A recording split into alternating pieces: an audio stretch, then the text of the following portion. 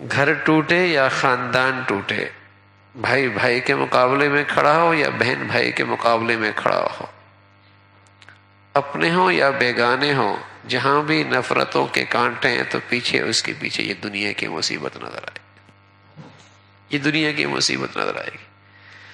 غم دیکھیں تو دکھ دیکھیں، غم دیکھیں دکھ دیکھیں، ڈپریشن دیکھیں تو پریشانیاں دیکھیں، تو ایسا لگتا ہے تھوڑی سی دنیا چلی جائے، اس سے ساری دنیا ہی چلی گئی۔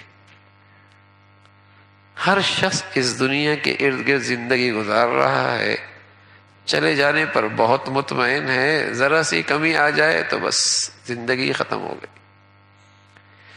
مقصود اور مطلوب زندگی کے جینے کا یہ دنیا بن چکی ہے۔ اس لیے رسول اللہ صلی اللہ علیہ وسلم فرمایا کرتے تھے، حب الدنیا رأس کل خطیئہ، ہر خطا اور برائی کی جڑ یہ دنیا کی محبت ہے۔ کوئی اس لیے نہیں رہتا کہ میرے بچوں کا دین، میری دینی زندگی، میری آخرت، میری کل کی زندگی، اس پہ کوئی نہیں دکھی، اس پر دکھی کوئی نہیں۔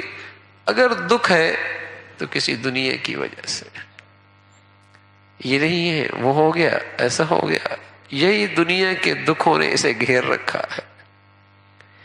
اور خود اللہ کا نبی امام الانبیاء ہیں، محمد الرسول اللہ ہیں، اس کائنات میں اللہ کے پیارے اس سے بڑھ کر کوئی ہے نہیں۔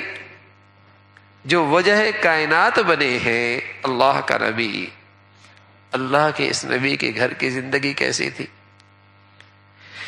اللہ کے نبی نے اس سے اچھی زندگی منع نہیں فرمائی، اس سے اچھی زندگی منع نہیں فرمائی، اچھا کھانا، اچھا پینا، اچھا رہش منع نہیں فرمایا، لیکن اپنی زندگی سے دکھایا کہ اگر کسی کے پاس یہ نہیں بھی ہے تو گھاٹا کون سا ہے، اگر اس میں سے کچھ چلا بھی ہے گا تو کون سا نقصان ہوا، اگر اس میں کچھ کمی پیشی ہو بھی گئی تو کیا ہوا۔ اس سے اچھی زندگی، اچھا کھانا پینا پہننا منع نہیں فرمایا، لیکن اپنی زندگی سے سبق دیا کہ دنیا کا گھاٹا گھاٹا نہیں ہے، دنیا کا نہ ملنا کوئی غم کی چیز نہیں ہے، یہ کوئی دکھ اور پریشانی کی چیز نہیں کہ یہ نہیں ملا وہ نہیں ملا۔ اگر یہی چیز اللہ کی رضا کی علامت ہوتی تو انبیاء علیہ الصلوۃ والسلام کے پاس محمد رسول اللہ بہت کچھ ہوتا۔